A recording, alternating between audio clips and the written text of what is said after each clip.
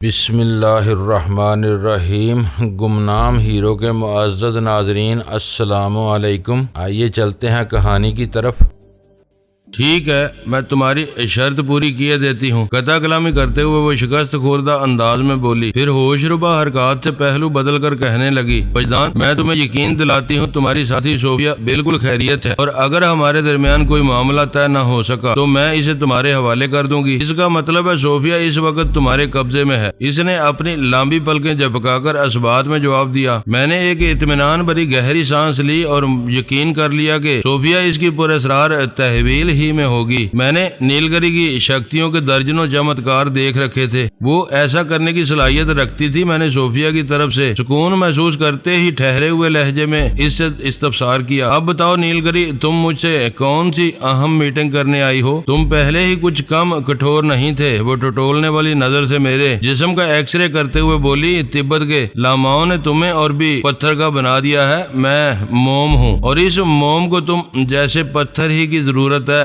تم موضوع سے ہٹ رہی ہو نیلگری، میں نے اس کی بات کاٹ کر تنبیہی لہجے میں کہا۔ وہ گہری سنجیدگی سے بولی، نہیں وجدان، میں تو اصل موضوع ہی کی طرف آ رہی ہوں، آج تمہیں انصاف کرنا ہوگا۔ میں نے چونک کر اس کی طرف دیکھا اور پوچھا، کیسا انصاف؟ محبت کے حصول کا انصاف، وہ ٹھوس لہجے میں بولی۔ میں اب بھی نہیں سمجھ سکا نیلگری۔ وہ یکدم گہری سوچ میں ڈوب گئی۔ مجھے یوں محسوس ہوا حسن و شباب کا شاداب ذخیرہ میرے سامنے کرسی پر ڈھیر ہو، لیکن اس متاع بے بہا کی روح کہیں اور چلی گئی ہو۔ نیلگری کا شفاف بدن ہولے ہولے لرز رہا تھا۔ مجھے یہ سمجھنے میں دیر نہ لگی کہ یہ لرزاہٹ شدید قسم کی جذباتی کشمکش کا نتیجہ تھی۔ اس کے مرمری وجود میں کوئی طوفانی جنگ جاری تھی۔ یہ عین ممکن تھا کہ اسے اپنے جسم کی اضطراری تھرتھراہٹ کا احساس بھی نہ ہو، لیکن تھوڑی دیر پہلے میں نے خود کو جس آزمائش میں مبتلا پایا تھا، ایسی ہی کسی کیفیت سے وہ بھی دوچار تھی۔ وجدان، وہ توبہ شکن انداز میں ٹانگوں کی پوزیشن تبدیل کرتے ہوئے خوابناک لہجے میں بولی، جب تک ساحل کا حصول ممکن نظر نہیں آ رہا تھا میرے سوچنے کا ڈب کچھ اور تھا۔ میں مطمئن تھی کہ تم میری پیش گوئی کے مطابق میرے ٹھکانے تک ضرور آؤ گے۔ تم پاکستان سے کس طرح امریکہ پہنچے، امریکہ سے زنارا آئی لینڈ اور وہاں سے واپس امریکہ آئے، یہ سب میرے علم میں ہے۔ امریکہ کی ریاستوں الاسکا، واشنگٹن، نیو یارک اور نیو جرسی میں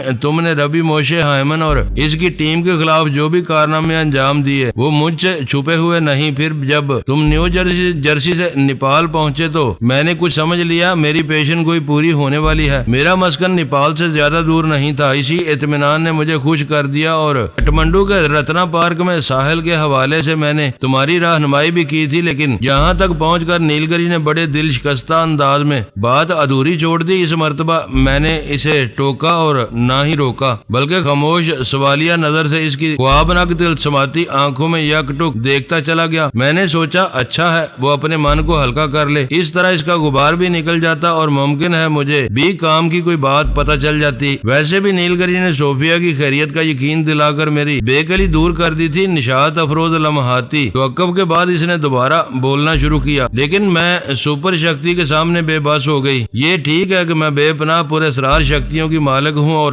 ہمالیہ کا علاقہ میرے عمل داری میں آتا ہے، مگر مجھ پر اور میرے ہی جیسی دوسری شکتیوں پر ایک اور بھی شکتی حکمراں ہے جس کے آگے کسی کی پیش نہیں چلتی۔ اس سپر شکتی کی پلاننگ کو سمجھنا کسی عام یا خاص شخص کے اختیار میں نہیں۔ سپر شکتی نے اپنا ایک مربوط اور بے داغ سسٹم راج کر رکھا ہے۔ وہ خود کسی کے تجربے میں نہیں آتی، مگر باقی سب کو اپنے تجربات سے گزارتی رہتی ہے۔ میرے اور مجھ جیسی دوسری شکتیوں کی ایک حد ہے، لیکن سپر شکتی کے اختیارات لامحدود ہیں۔ وہ کسی وقت کسی کے ساتھ کچھ بھی کر سکتی ہے، کوئی اس کے سامنے دم مار سکتا ہے اور نہ ہی سوال کر سکتا ہے۔ میں اسی سپر شکتی کے سامنے بے بس ہو گئی ہوں وجدان۔ وہ لمحہ بھر کو سانس لینے کے لیے رکی اور بڑی پیوستہ نظر سے میری آنکھوں میں دیکھنے لگی۔ اس کے کندن بدن پر لپٹا ہوا تولیہ کسی ہڈ حرام محافظ کا کردار ادا کر رہا تھا، ایسا بے پرواہ محافظ جسے اپنی روزی حلال کرنے کا بھی احساس نہ ہو، جو مخالفین سے گٹھ جوڑ کر کے اپنے آقا کا سوا ستیہ ناش کرے۔ وہ ٹرانسپیرنٹ مہین تو تولیہ بھی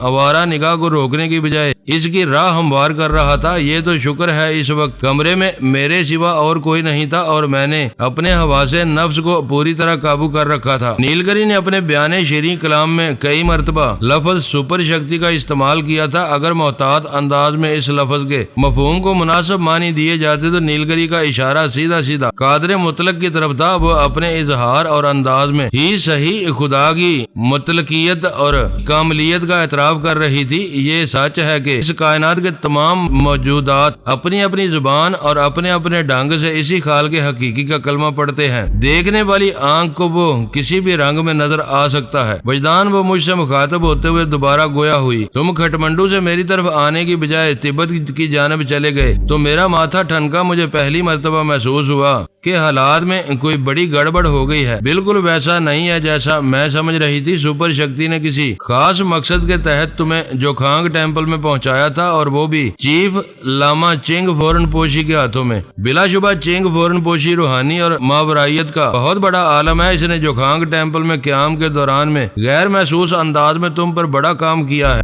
اسی کی محنت اور کوشش کے طفیل تم یہاں تک پہنچے ہو۔ میں محسوس کر رہی ہوں اس وقت بھی تم چیف لاما کے سائے اور نگرانی میں ہو۔ وہ تم پر گہری نظر رکھے ہوئے ہے، لیکن وہ بھی کب تک رہے گا؟ نیلگری نے معنی خیز انداز میں جملہ ادھورا چھوڑا تو میں تشویش میں مبتلا ہو گیا۔ اس نے رین پوشی کے حوالے سے جس انداز میں بات کی تھی اس سے ظاہر ہوتا تھا کہ اسے مستقبل قریب میں کچھ ہونے والا ہے۔ اس سے پہلے کہ میں کوئی سوال پوچھتا وہ کہنے لگی، تمہارے تبت میں قیام کے دوران میں مجھے معلوم ہو گیا تھا کہ اپنی منزل کی تلاش میں اب تمہیں زیادہ بھٹکنا نہیں پڑے گا۔ رین پوشی کی ہدایت پر عمل کر کے تم اپنے مقصد کو حاصل کر لو گے۔ چیف لاما جوکھانگ ٹیمپل کی آبرو ہے۔ اس جیسا نادر الوجود شخص شاید ایک دہائی تک جوکھانگ ٹیمپل جیسی عظیم المرتبت تربیت گاہ کو میسر نہیں آ سکے گا۔ ویسے بھی مادہ پرستی کے اس دور میں بدھ ازم کی ترقی اور ترویج کی راہ میں بڑی بڑی رکاوٹیں کھڑی کی جا رہی ہیں۔ اس کے مستقبل کے بارے میں حتمی طور پر کچھ نہیں کہا جا سکتا۔ بہرحال وہ لمحے بھر کو رکی،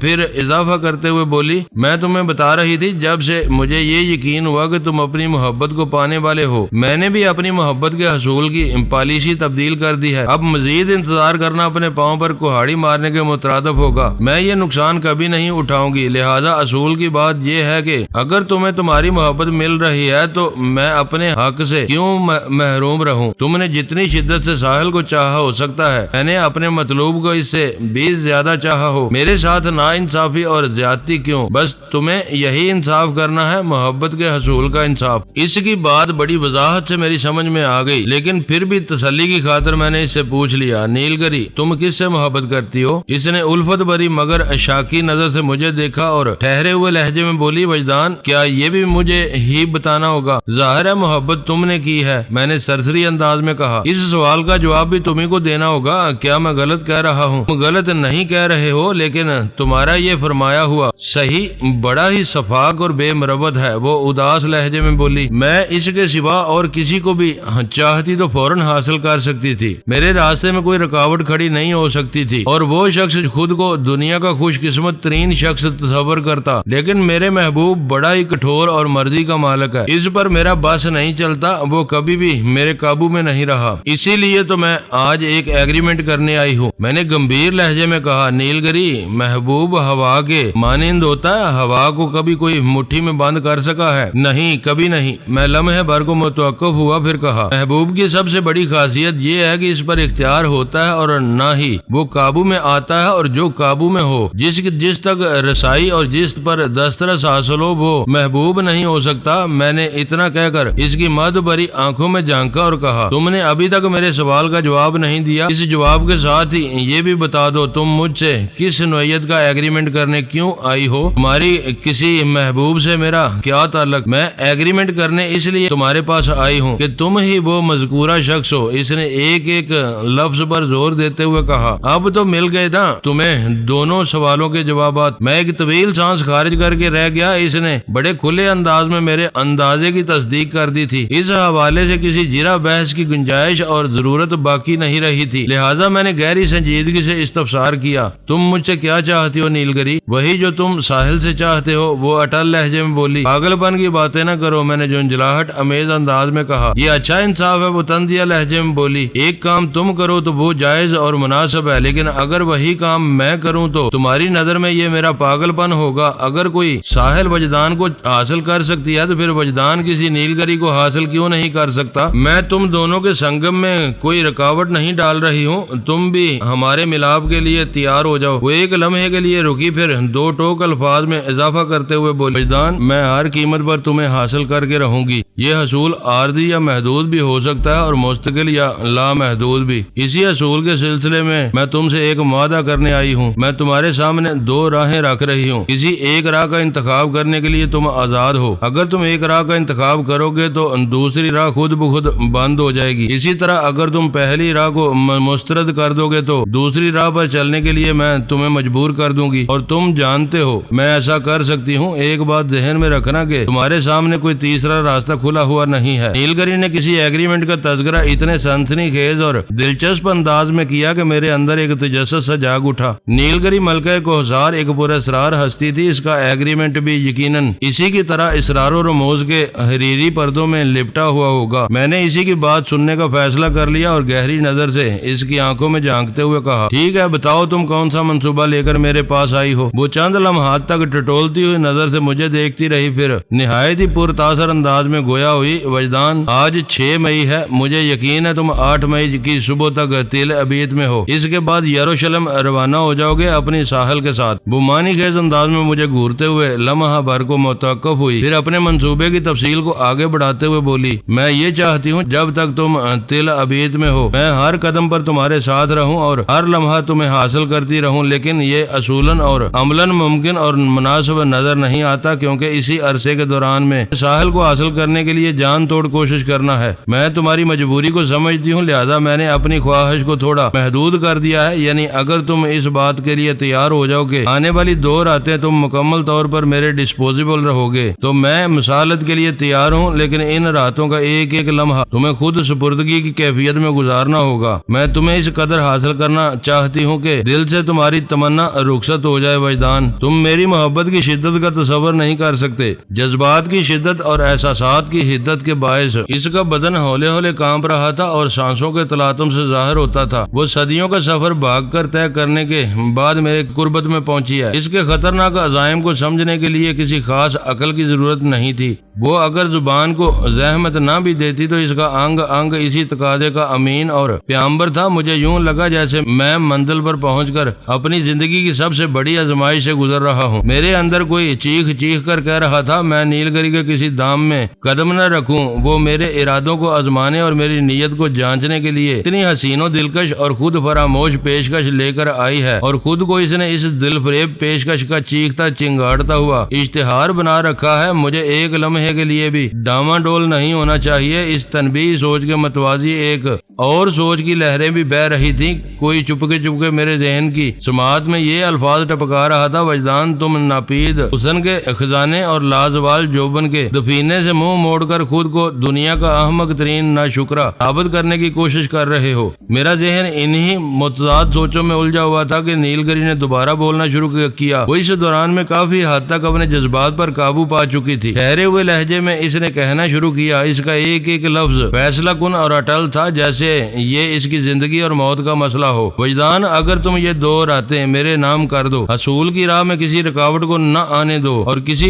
ہچکچاہٹ یا گریز سے کام نہ لو، تو میں سمجھوں گی میری زندگی کی سب سے بڑی خواہش پوری ہو گئی۔ میں وعدہ کرتی ہوں اس خواہش کی تکمیل کے بعد میں ہمیشہ کے لیے تمہاری زندگی سے نکل جاؤں گی۔ نہیں، قطعی نہیں۔ میں یکدم اٹھ کر کھڑا ہو گیا۔ مجھے اپنی آواز اجنبی سی لگی۔ وہ بھی ایک جھٹکے سے اٹھ کر کھڑی ہو گئی۔ میں جانتی ہوں وجدان، یہ تم نہیں بول رہے ہو بلکہ تمہارے اندر کوئی اور بول رہا ہے۔ اس کا انداز خوابناک ہو گیا۔ وہ جو تم سے ہزاروں میل دور دنیا کی چھت پر بیٹھا ہے اور تمہارا ہونے والا سسر بھی ہے، وہی نہیں چاہتا کہ اس کی فرزندی میں آنے والا، خیر چھوڑو، میں تم سے کچھ اور کہہ رہی تھی۔ اتنا کہہ کر وہ متوقف ہوئی تو مجھے یہ سمجھنے میں ذرا بھی دشواری پیش نہ آئی کہ اس کا سیدھا اشارہ چیف علامہ چنگ فورن پوشی کی جانب تھا۔ عین ممکن تک کہ وہ 100% درست کہہ رہی ہو۔ اپنی بات کو آگے بڑھاتے ہوئے بولی، وجدان میں نے جن دوراہوں کا تم سے تھوڑی دیر پہلے ذکر کیا ہے، ان میں سے ایک یعنی پہلی راہ کھول کر میں نے تمہارے قدموں میں بچھا دی تھی، لیکن تم نے بڑی قطعیت سے میری پیشکش کو ٹھکرا دیا۔ میں نے کہا تھا نا، اگر تم پہلی راہ کو مسترد کر دو گے تو میں تمہیں دوسری راہ پر چلنے کے لیے مجبور کر دوں گی۔ میں تو پیار محبت سے یہ مسئلہ حل کرنے آئی تھی، لیکن تمہیں زور زبردستی ہی اچھی لگتی ہے تو ٹھیک ہے، اب کسی موقع پر مجھے کوئی الزام نہ دینا وجدان۔ اس کے چیلنج کرنے والے انداز نے مجھے تشویش میں مبتلا کر دیا۔ پتہ نہیں وہ کیسی خطرناک دھمکی دے رہی تھی۔ کرسی سے تو وہ اٹھ کر کھڑی ہو چکی تھی، جب اس نے قدم اٹھایا تو ایک تجسس میرے اندر انگڑائی لے کر بیدار ہو گیا۔ میری اضطراری نگاہ اس کے مخملی سراپا پر سے پھسل کر نشیلی آنکھوں تک جا پہنچی۔ میں نے گمبھیر آواز میں استفسار کیا، نیلگری تم اپنی بات کو ادھورا چھوڑ کر جا رہی ہو؟ دوسری راہ کے بارے میں تم نے مجھے کچھ نہیں بتایا، یہ تو سراسر ناانصافی ہے۔ انصاف طلب منصف، تمہارے تقاضے پر مجھے شدید حیرت ہو رہی ہے، وہ تلخی سے بولی۔ جہاں تک دوسری راہ کا تعلق ہے تو یہ میں نے کافی عرصہ پہلے تمہیں بتا دی تھی، جب تم نئے ساحل کے قریب آئے تھے۔ تمہاری یادداشت اتنی کمزور کب سے ہو گئی وجدان؟ اس نے ایک لمحے کا توقف کر کے بڑی شوخ نگاہ سے مجھے دیکھا اور اپنی بات پوری کرتے ہوئے بولی، تم نے اپنی مرضی سے پہلی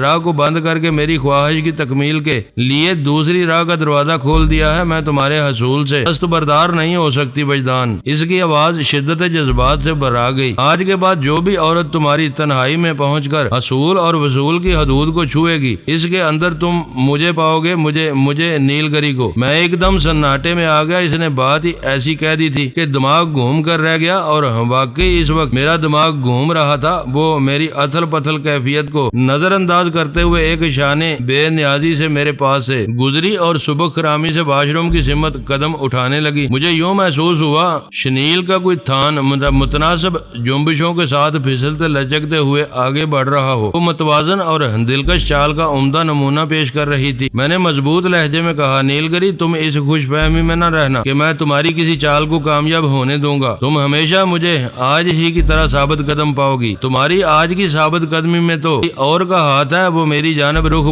پھیرے بغیر بولی، آئندہ کے لیے کوئی کچھ نہیں کہہ سکتا۔ وقت گزرنے کے ساتھ ساتھ انسان اپنے مقامات بدلتا رہتا ہے، اور یہی وقت فیصلہ کرے گا مستقبل میں کون کس کو تسخیر کرتا ہے۔ Good bye. اس نے الوداع کہتے ہوئے بھی میری جانب دیکھنا گوارا نہیں کیا تھا۔ اس کے انداز میں ایک اعتماد اور یقین جھلکتا تھا، یوں محسوس ہوتا تھا اس نے جو کہا ہے وہ کر گزرے گی۔ اس کا یہ دعویٰ انتہائی تشویشناک، فکر انگیز اور رونگٹے کھڑے کر دینے والا تھا، لیکن میں نے اسے زیادہ اہمیت نہ دی۔ میرے دیکھتے ہی دیکھتے مہین تولیے میں لپٹا سمٹا ہوا وہ ریشمی سراپا اسی ہوشربا انداز میں واش روم میں داخل ہو گیا جیسے کچھ دیر پہلے وہاں سے نمودار ہوا تھا۔ ایسا شہابی طلوع و غروب میں نے پہلے کبھی نہیں دیکھا تھا۔ پانی گرنے کی آواز نے مجھے چونکا دیا۔ میں نے بے ساختہ واش روم کے دروازے کی طرف دیکھا۔ پانی گرنے کی آواز واش روم کے اندر سے ابھر رہی تھی۔ نیلگری نے واش روم میں داخل ہوتے ہی ایک جھٹکے سے دروازہ بند کر دیا تھا۔ میں نے خود اپنی آنکھوں سے جھانک کر واش روم کے اندر دیکھا تھا۔ واش روم صوفیہ کے وجود سے خالی نظر آیا تھا۔ اس سے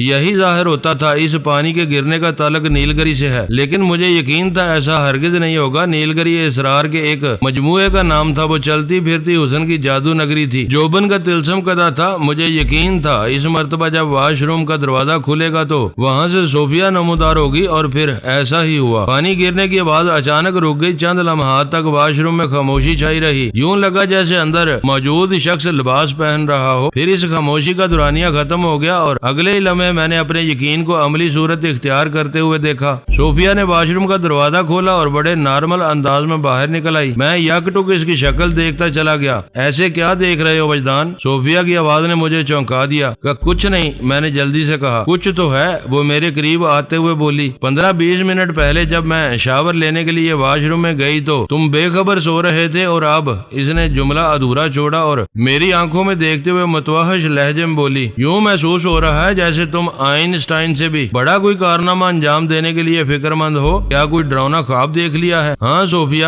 فرار کا راستہ نظر آتے ہی میں نے دوڑ لگا دی۔ تم نے بالکل ٹھیک اندازہ لگایا ہے، واقعی میں ایک وحشتناک خواب ہی سے بیدار ہوا۔ وہ میرے چہرے کا گہری نظر سے جائزہ لیتے ہوئے بولی، جاؤ شاور لے کر اپنے ذہن کو فریش کر لو۔ مجھے یقین ہے کہ رات کو سوتے وقت تم سلوان اور بیگن سے متعلق کوئی خطرناک پلاننگ کرتے رہے ہو۔ تمہارا یہ وحشتناک خواب اسی پلاننگ کا عکس ہو سکتا ہے۔ میں کسی بحث میں پڑنے کی بجائے واش روم میں گھس گیا۔ صوفیہ باہر رہ گئی، لیکن اس کی ایک بات میرے ذہن سے چپک کر واش روم کے اندر چلی آئی۔ اس نے کہا تھا 15-20 منٹ پہلے وہ مجھے سوتا ہوا چھوڑ کر شاور کی غرض سے واش روم میں داخل ہوئی تھی۔ میرے اندازے کے مطابق نیلگری نے کم از کم آدھا گھنٹہ ہوٹل کے اس کمرے میں سنسنی خیز گفتگو میں مصروف رہ کر گزارا تھا۔ میں جب صوفیہ نے 15-20 منٹ کا ذکر کیا تو میں نے بے ساختہ دیوار گیر کلاک کی جانب نگاہ اٹھا کر دیکھا۔ کلاک 8:20 کا وقت بتا رہا تھا۔ اس کا مطلب ہے صوفیہ نے ٹھیک 8 بجے بستر چھوڑ دیا ہوگا۔ 8 بجے ہی ربی موشے ہائمن اپنے سیکرٹری ہرشل حنان کے ساتھ یونیورسٹی سے نکلا تھا۔ میں اس وقت چونکہ آنکھیں بند کیے ربی کے ماحول میں موجود تھا، لہذا صوفیہ نے مجھے بے خبر سوتا ہوا تصور کر لیا۔ پھر جب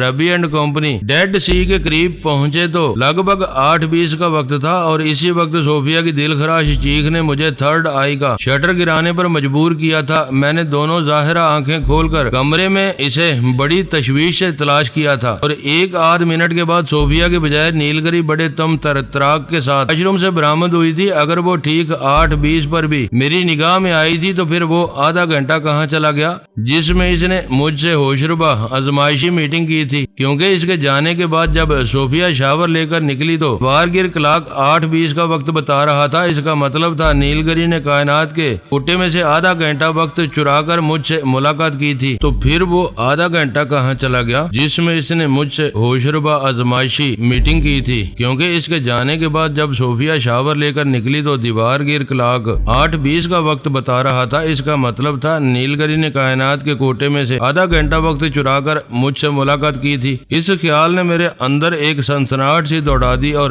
میں شاور لینے کے دوران میں مسلسل اسی کے بارے میں سوچنے لگا، اور پھر سوچتا ہی چلا گیا۔ نیلگری کا یہ ایک بہت ہی مختلف اور انوکھا انداز سامنے آیا تھا۔ میں اس وقت اس پر جتنا بھی حیران ہوتا کم تھا، بلکہ میرا خیال ہے میں حیران سے زیادہ پریشان تھا۔ اس نے ایک عجیب و غریب دھمکی نما چیلنج کر کے مجھے گہری تشویش میں مبتلا کر دیا تھا۔ مجھے یقین نہیں آ رہا تھا کہ تھوڑی دیر پہلے میں اسی نیلگری سے ملا ہوں جو کرسٹل کے ٹوٹے ہوئے مجسمے کی صورت میں پہلی مرتبہ مجھے رتنا پارک کھٹمنڈو میں دکھائی دی تھی۔ وہ تو ایک دوسری ہی نوعیت کی نیلگری تھی، سہمی سمٹی ہوئی، بے بس اور لاچار۔ میں نے اسکاچ ٹیپ کی مدد سے اس کرسٹل کے مجسمے کو بڑی محنت کے بعد جوڑ دیا تھا۔ اس کام کے لیے نیلگری میری احسان مند تھی۔ جب ہم میں تھوڑی بے تکلفی پیدا ہو گئی تو اس نے مجھے اپنے مصائب اور مجبوریوں سے آگاہ کر دیا۔ گوتم بوش نامی ایک یوگی مخصوص جاب کر کے اس کو اپنی تحویل میں لینا چاہتا تھا، اور نیلگری اسی بات سے خوفزدہ تھی کیونکہ گوتم بوش منفی سوچ رکھنے والا ایک بدعنوان یوگی تھا۔ نیلگری اپنی آزادی سے محروم ہو کر گوتم بوش کے ہاتھوں کھلونا بننے کو تیار نہیں تھی۔ وہ بد باطن اور خبیث یوگی نیلگری کی پراسرار شکتیوں پر قابض ہو کر پتہ نہیں کون کون سے فتنے کھڑے کرتا۔ اسی لیے نیلگری نے مجھ سے درخواست کی تھی کہ میں گوتم بوش کو اس خطرناک جاب کی تکمیل سے روک دوں، اور میں نے اپنی جان جوخم میں ڈال کر یہ مشکل کام بھی کر ڈالا تھا۔ گوتم بوش کے عبرتناک انجام کے بعد نیلگری کے لیے کوئی خطرہ نہیں رہا تھا۔ میرے اسی کارنامے سے متاثر ہو کر اس نے خواہش ظاہر کی تھی کہ اگر میں اس کا بتایا ہوا ایک مخصوص جاب مکمل کر لوں تو وہ میرے قبضے میں آ جائے گی۔ اس کی آرزو تھی کنیز بن کر ساری عمر میرے قدموں میں گزار دے۔ ایک مسلمان ہونے کے ناطے میں جاب جیسی کسی خرافات میں نہیں پڑ سکتا تھا، اور نہ ہی مجھے کنیزیں یا غلامان پالنے کا کوئی شوق تھا۔ نیلگری حسن و خوبصورتی کا مرکہ تھی، اس پر اس کی پراسرار شکتیاں سونے پر سہاگا کا اثر رکھتی تھی۔ میں اس سے اچھے اور جان نثار دوستوں والے مراسم تو رکھ سکتا تھا، لیکن اس کی خواہش کو پورا کرنا میرے بس کی بات نہیں تھی۔ وہ اپنی ضد پر ڈٹی رہی۔ اس طرح ہمارے درمیان فاصلہ کم ہونے کی بجائے بڑھتا چلا گیا۔ یہ ٹھیک ہے، ساحل اور میری تنہائی میں آنے والی دیگر عورتوں کے حوالے سے وہ مجھے پہلے بھی اس قسم کی دھمکی دے چکی تھی جیسے خطرناک عزائم کا اظہار اس نے آج کیا تھا۔ اس وقت میں نے نیلگری کے اس دعوے کو زیادہ اہمیت نہیں دی تھی، لیکن اب صورتحال خاصی سنگین نظر آ رہی تھی۔ یہ بات وہ پہلے بھی ڈھکے چھپے الفاظ میں مجھے جتا چکی تھی کہ وہ مجھ سے محبت کرتی ہے اور مجھے صرف اور صرف اپنی پراپرٹی بنا کر رکھنا چاہتی ہے۔ وہ کسی دوسری عورت کو میری قربت کے فیض یاب ہوتے ہوئے نہیں دیکھ سکتی۔ جب وہ اس پیش گوئی کے بعد اچانک غائب ہو گئی کہ مجھے اپنے پاس آنے پر مجبور کر دے گی تو میں یہی سمجھا کہ وہ مجھ سے مایوس ہو گئی ہے، چنانچہ آئندہ میرے طرف کا رخ نہیں کرے گی۔ ازام بعد میں سنسنی خیز حالات کی چکر پھیریوں میں اس طرح الجھا کہ نیلگری کے بارے میں سوچنے کا موقع نہ مل سکا۔ جب نیو یارک میں اس نے خفیہ انٹری دینا شروع کی تو میں چونکا۔ اس کے بعد سے وہ گاہے بگاہے اسی خفیہ اور پراسرار انداز میں میرے ماحول میں آتی جاتی رہی، اور اب بنفس نفیس ایک ایک رنگین اور سنگین معاہدہ کرنے میرے پاس چلی آئی تھی۔ آج کی ملاقات میں اس نے بڑے باشگاف الفاظ میں کہہ دیا تھا کہ وہ مجھے چاہتی ہے، میرے حصول کی تمنا میں وہ کسی بھی حد تک جا سکتی ہے اپنی خواہش کی تکمیل کے لیے۔ اس نے بڑی خطرناک راستہ نکالا تھا، یہ تو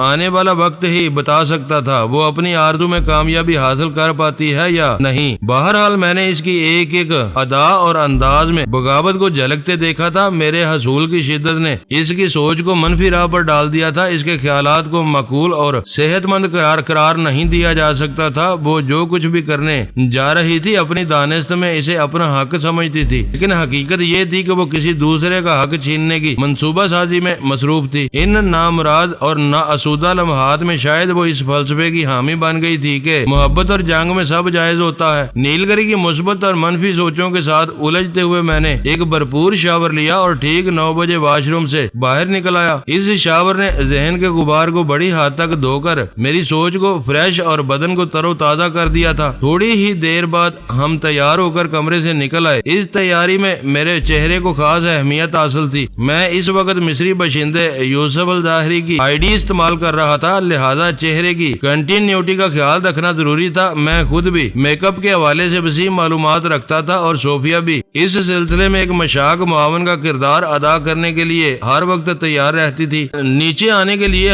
لفٹ میں سوار ہوئے تو صوفیہ نے پوچھا، ناشتہ اسی ہوٹل کے ریسٹورنٹ میں کیا جائے یا باہر جانے کا ارادہ ہے؟ ایک لمحے کے توقف سے وہ اضافہ کرتے ہوئے بولی، مجھے تو ٹھیک ٹھاک بھوک محسوس ہو رہی ہے۔ میں نے کہا، باہر چلنا زیادہ مناسب ہے، ذرا آؤٹنگ بھی رہے گی۔ ٹھیک ہے، وہ تائیدی انداز میں بولی، لیکن کسی قریبی ریسٹورنٹ کا رخ کرو، مجھے بھوک۔ زائن گیٹ ریسٹورنٹ کے بارے میں کیا خیال ہے؟ میں نے قطع کلامی کرتے ہوئے کہا۔ اس نے جلدی سے اس بات میں گردن ہلائی، نیک خیال ہے، زائن گیٹ کی کوالٹی اور ذائقے کو ہم پہلے بھی چیک کر چکے ہیں اور یہ ریسٹورنٹ ہمارے ہوٹل سے زیادہ دور بھی نہیں۔ اتفاق رائے کے بعد ہم نے زائن گیٹ ریسٹورنٹ کا رخ کیا۔ زائن گیٹ نور اسٹریٹ پر واقع تھا۔ گزشتہ رات ہم نے اسی ریسٹورنٹ میں ڈنر کیا تھا۔ وہاں کے کھانوں کو ہم نے خوش ذائقہ اور صاف ستھرا پایا تھا۔ ایک صحت مند اور صحت بخش ناشتہ سرو کیا گیا تو صوفیہ نے چھری کانٹے کا استعمال کرتے ہوئے سرسری انداز میں کہا، چپ چپ کیوں ہو؟ ہاں نہیں، ایسی تو کوئی بات نہیں۔ میں نے چونک کر اس کی طرف دیکھا۔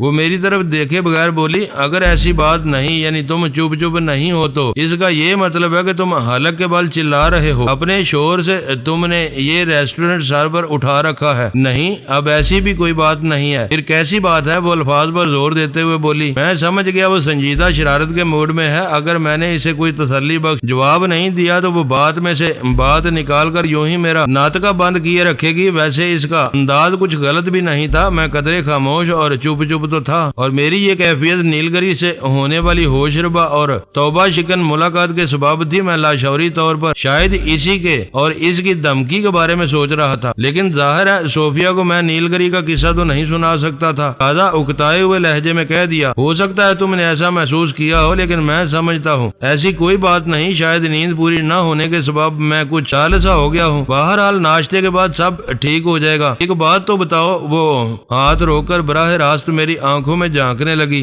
تاہم آواز اتنی دھیمی تھی جو ہمارے سوا کسی اور کی سماعت تک رسائی حاصل نہ کرتی۔ میں نے گہری سنجیدگی سے پوچھا، کون سی بات؟ تم کبھی لاجواب بھی ہوئے ہو؟ اس نے استفسار کیا۔ ہاں، کیوں نہیں، حسن اور ہنر کے سامنے لاجواب ہونے میں مجھے بڑا مزہ آتا ہے، میں نے جواب دیا۔ وہ بولی، کیا تم یہ کہنا چاہتے ہو کہ میں حسین ہوں اور نہ ہی ہنرمند؟ ہرگز نہیں، میں نے نفی میں گردن ہلائی۔ تم بلا شبہ ایک حسین و جمیل اور ہنرمند لڑکی ہو۔ اگر تم یہ بات تسلیم کرتے ہو تو پھر میں یہی کہوں گی کہ تم حسن اور ہنر کے سامنے بھی لاجواب نہیں ہوتے۔ وہ ٹھہرے ہوئے لہجے میں بولی، بلکہ اپنی لاجوابی کو تم اپنی توہین سمجھتے ہو۔ کیا کہہ رہی ہو؟ میں الجھ کر رہ گیا۔ کیا تم نے مجھے لاجواب کرنے کی کوشش کی تھی تو اور کیا کر رہی ہوں؟ وہ سٹپٹائے ہوئے انداز میں بولی۔ میں نے بدستور الجھن زدہ انداز میں کہا، میں اب بھی نہیں سمجھا تم کیا کہنا چاہ رہی ہو۔ وہ چند لمحات تک ٹٹولتی ہوئی نگاہ سے میرے دل کا حال جاننے کی کوشش کرتی رہی، پھر دوبارہ چھری کانٹے کے ساتھ مصروف ہوتے ہوئے دھیمے لہجے میں بتانے لگی، میں جب نہا دھو کر واش روم سے نکلی تھی تو تمہیں شدید الجھن میں کھڑے دیکھا تھا۔ میں نے جب اس الجھن کا سبب دریافت کیا تو تم نے بتایا کہ کوئی ڈراؤنا خواب دیکھ کر اٹھے ہو۔ ابھی ناشتہ کرتے ہوئے مجھے ایک شرارت سوجی اور میں نے ایک منصوبے کے تحت تم سے پوچھ پوچھ لیا چپ چپ کیوں ہو؟ وہ لمحہ بھر کو سانس لینے کے لیے رکی، پھر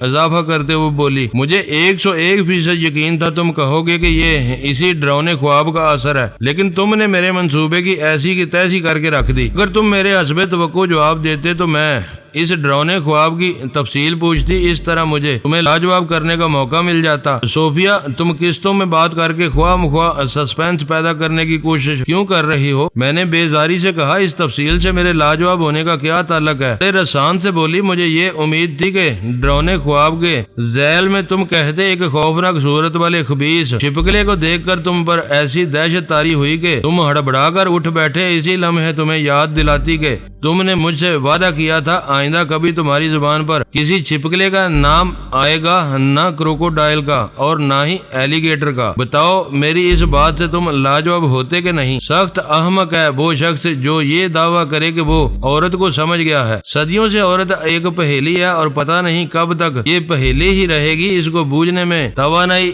صرف کرنے کی بجائے اس کی قدر کرنا چاہیے، کیونکہ اگر یہ سمجھ میں آ سکتی تو پھر پہیلی کیوں ہوتی؟ یہ پہیلی ہے تو پھر سمجھ میں کیوں کر آ سکتی ہے؟ میں یک ٹک صوفیہ کے چہرے کو دیکھتا چلا گیا۔ اس کے حسن اور خوبصورتی میں کوئی کلام نہیں تھا، رعنائی اور دل ربائی بھی کسی تعریف یا تعارف کی محتاج نہیں تھی۔